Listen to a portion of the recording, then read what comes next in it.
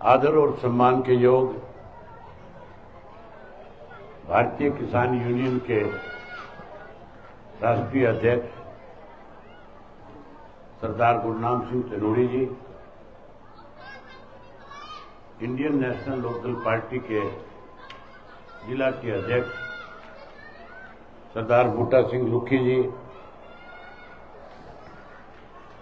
भारतीय किसान यूनियन के राष्ट्रीय प्रवक्ता, आज के कार्यक्रम के आयोजक राकेश बैंस जी, बिट्टू कालड़ा जी, सुरेंद्र जी, जय सिंह जी और मंच पे मेरे साथ बैठे हुए सभी दोनों इंडियन नेशनल लोकदल भी और किसान यूनियन के सभी नेतागण, बहुत ही मान और सम्मान के योग आदरणीय बुजुर्गों, नौजवान साथियों, पत्रकार छायाकार दोस्तों, 25 मई को चुनाव होना है और फैसला आपने करना है कि आपने किसको अपना सांसद चुन करके भेजना है। मेरे से पहले सरदार गुरनाम सिंह जी ने सारी बातें आपके बीच में रखी है। देश में बीजेपी की सरकार बनने के बाद किस किस्म के हालात हुए, इन 10 वर्षों में क्या क्या दिक्कत हमारे सामने आई, भाजपा ने सत्ता में आने से पहले कौन कौन से वायदे हमारे से किए और सत्ता में आने के बाद जहां वायदों को पूरा करना चाहिए था, वहां वायदे पूरे करने के बजाय इस किस्म के निर्णय लिए कि जिससे आम आदमी दुखी और परेशान हो गया। भाजपा के सत्ता में आने से पहले कांग्रेस का राज था और कांग्रेस के राज में इस देश को दोनों हाथों से लूटना शुरू कर दिया। हर व्यक्ति इस बात को लेकर के परेशान हो गया था कि इस कांग्रेस पार्टी ने देश की बदनामी सारी दुनिया में करा दी, इसको बदला जाए। और जैसे लोकसभा का चुनाव आया, भारतीय जनता पार्टी की तरफ से मोदी प्रधानमंत्री के उम्मीदवार बन गए। मोदी जी ने सारे देश के अंदर जाकर के अलग अलग राज्यों में भ्रमण किया, सब जगह लोगों को जाकर के अलग अलग तरह के वायदे करके आए, आश्वासन दे करके आए कि हम सत्ता में आएंगे तो किस तरह से देश को आगे लेकर के जाएंगे, हम आपको क्या क्या सुविधाएं प्रदान करेंगे। अगर मैं सारी बातों का जिक्र करूंगा तो बहुत लंबा टाइम लग जाएगा। अभी एक और मीटिंग भी है, उसके बाद मुझे कैथल जाकर के कुछ लोगों से मिलना है, तो आपका ज्यादा समय नहीं लेकर के आपसे 2-4 बातें करके आपसे इजाजत लूंगा। भाजपा ने वायदा किया था कि सरकार बनने के बाद कांग्रेस के लोगों ने इस देश से जो धन लूट के 70 साल में विदेश के बैंकों में जमा कराया है, वो सारा पैसा लाएंगे, ला करके हर व्यक्ति के खाते में 15-15 लाख जमा करा देंगे। किसान से जो वायदा किया था उसके बारे में गुरनाम सिंह जी ने आपके बीच में चर्चा करी है। 3 काले कानून बना दिए थे, एमएसपी की बात करी थी,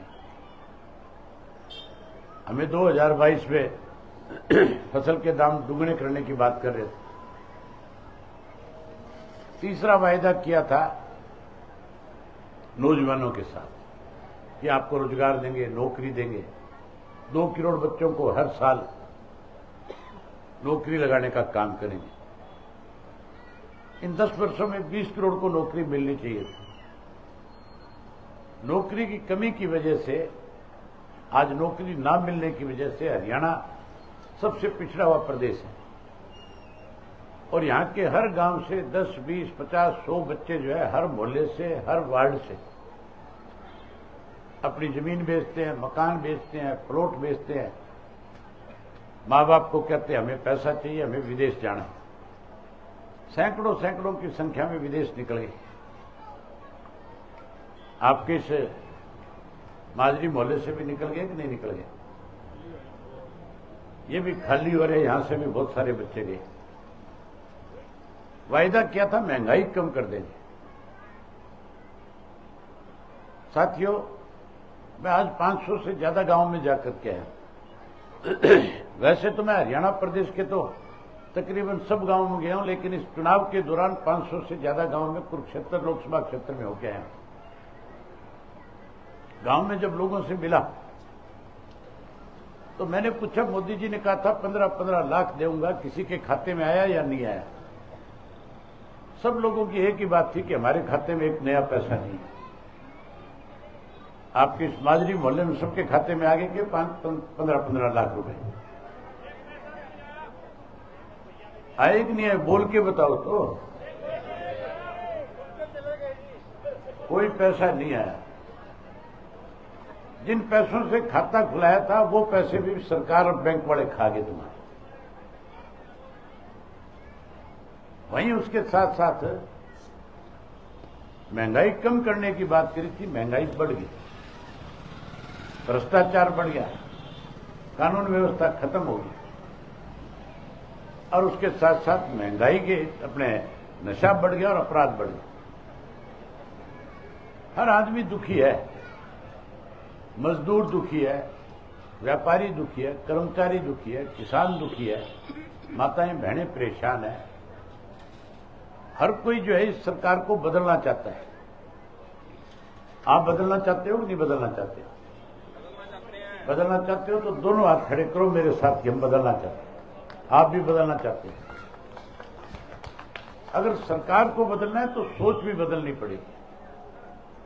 जब तक हम अपनी सोच नहीं बदलेंगे तब तक सरकार नहीं बदल सकेंगे। जैसे गुरनाम सिंह जी बता रहे थे कि इस देश को कॉर्पोरेट हाउस चला रहे हैं, कभी कांग्रेस को आगे ले आते हैं, कभी भाजपा को आगे ले आते हैं। जब तक इन दोनों के बारे में जानकारी नहीं लोगे, जब तक समझोगे नहीं, सोच नहीं बदलोगे अपनी, तब तक बदलाव मुश्किल है। मैं आपके साथ एक ही बात पूछना चाहता हूं। नवीन जिंदल 10 साल आपके यहां से मेंबर पार्लियामेंट रहा, एमपी रहा। 20 सालों में 3 एमपी बने आपके यहां कुरुक्षेत्र में। 10 साल नवीन रहा, 5 साल राजकुमार सैनी रहा, और फिर 5 साल नायब सैनी रहा। ये तीनों ही रहे होंगे, कोई और भी बना। 10 साल में कभी आपके बीच में एक दिन भी नवीन जिंदल आया क्या? कभी आपने देखा उसको यहां पे शाहबाद में कि आकर के आपसे मिलाओ? कोई एक आदमी ऐसा यहां बैठा है जो ये कह दे कि नवीन जिंदल का मुझे एड्रेस का पता है, मुझे उसके टेलीफोन नंबर का पता है? कोई है ऐसा आदमी? ना टेलीफोन नंबर है किसी के पास, ना उसका कोई एड्रेस पता कि दिल्ली में कहां रहता है। 10 साल मेंबर पार्लियामेंट रहा। 10 साल में आपके बीच में नहीं आया, आपने बिना मांगे वोट दे दिए, जिता दिया। जीतने के बाद उसने फैसला कर लिया कि जिन लोगों ने बिना मांगे वोट दे दिए उनके बीच में जाने की जरूरत भी नहीं है। अब 10 साल में उसने अपना कारोबार तो 400% बढ़ा लिया, लेकिन आपको भूल गया। 5 साल राजकुमार सैनी रहा, वो आया कभी? कभी आया कि नहीं आया? बताओ तो सही। वो भी नहीं आया। अरे ये नायब सैनी आया कि नहीं आया? नायब सैनी भी नहीं आया। तो ये समझना पड़ेगा कि आपका कौन है और पराया कौन है। हुड्डा 10 साल मुख्यमंत्री रहा, कभी आया आपके पास? और हुड्डा के साथ साथ मनोहर लाल खट्टर तो 9.5 साल में कई चक्कर मार गया होगा तुम्हारे यहां, वो भी नहीं आया। चौटाला साहब आए कि नहीं आए तुम्हारे बीच में? चौटाला साहब जब मुख्यमंत्री थे हर गांव शहर कस्बे में जाते थे, सरकार आपके द्वार कार्यक्रम लगाते थे और हर मोहल्ले वाइज लोगों से पूछते थे, बताओ तुम्हारी क्या समस्या है। हर वार्ड के हिसाब से पूछते थे, तुम बताओ। और लोग जो अपनी समस्याएं रखते थे उसका समाधान तुरंत करते थे। अपने प्राय की पहचान करो कि कौन आपकी लड़ाई लड़ सकता है। अब जो मेरे सामने दोनों लड़ रहे हैं, नवीन तो कभी आप में मिला ही नहीं। गुप्ता जी बेचारा दिल्ली से आया है, आम आदमी पार्टी का उम्मीदवार है, आम आदमी की पंजाब में सरकार है। यहां तो कांग्रेस और आम आदमी इकट्ठे वोट मांग रहे हैं, पंजाब में एक दूसरे को गाली दे रहे हैं। पंजाब में गाली देते हैं नहीं देते एक दूसरे को? तो ये स्वार्थी लोग हैं या तुम्हारे लिए कुछ करना चाहते हैं? ये स्वार्थी है कि नहीं है? यहां तो एक दूसरे के साथ हैं और वहां एक दूसरे को गालियां निकालते हैं, चोर उचक्का कहते हैं, कोई कुछ कहता है। ऐसे लोग जो अपने स्वार्थ के लिए आप लोगों के बीच में अफवाहें फैलाते हैं। अब इनको कांग्रेस वालों को इस बात का एहसास हो गया कि तुम चुनाव नहीं जीत सकते। लोगों ने फैसला कर लिया, किसान इकट्ठा हो गया। किसान के साथ मजदूर भी, व्यापारी भी, कर्मचारी भी, सारा लग गया। क्योंकि इन्होंने बहुत दिन तक जात पात की, मजहब की, धर्म की राजनीति करी है। बहुत दिन हमें बांटने का कोशिश करी है, लेकिन इस किसान आंदोलन ने भाईचारे को मजबूत कर दिया, इकट्ठा कर दिया। एक दूसरे को समझने लग गए कि हमारे एक दूसरे के बिना बात नहीं बढ़ेगी।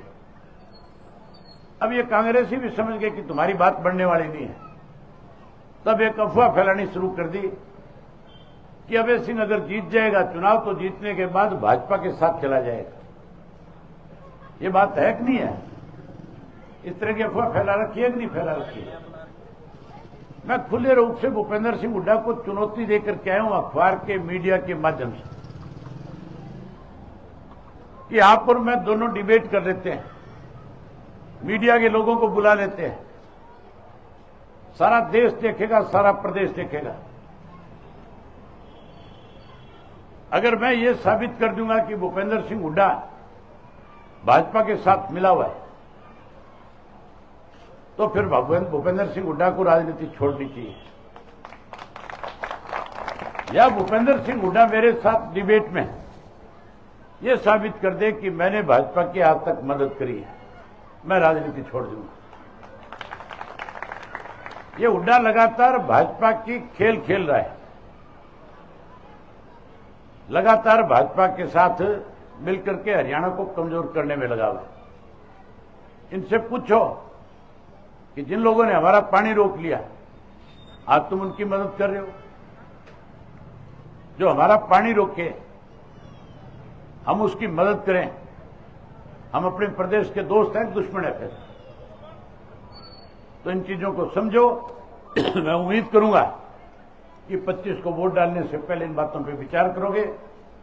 अगर साथियों आपने मेरे पे विश्वास किया, भरोसा किया, मुझे अगर आपकी सेवा करने का मौका दिया, तो मैं आपको विश्वास दिलाता हूं, जो लड़ाई मैंने आपके किसान आंदोलन के दौरान लड़ी है, जो लड़ाई मैंने आपके लिए विधानसभा में लड़ी है, जिस तरह से सरकार को विधानसभा में उनकी बेकायदियों को घेरने का काम किया है, मैं लोकसभा में आपकी आवाज को और ज्यादा मजबूती के साथ बुलंद करने का काम करूंगा। यही बात आपसे करने आया था। मैं उम्मीद करूंगा कि आप सब साथी मेरे ऊपर भरोसा करोगे भरोसा आपकी बार मेरे पे?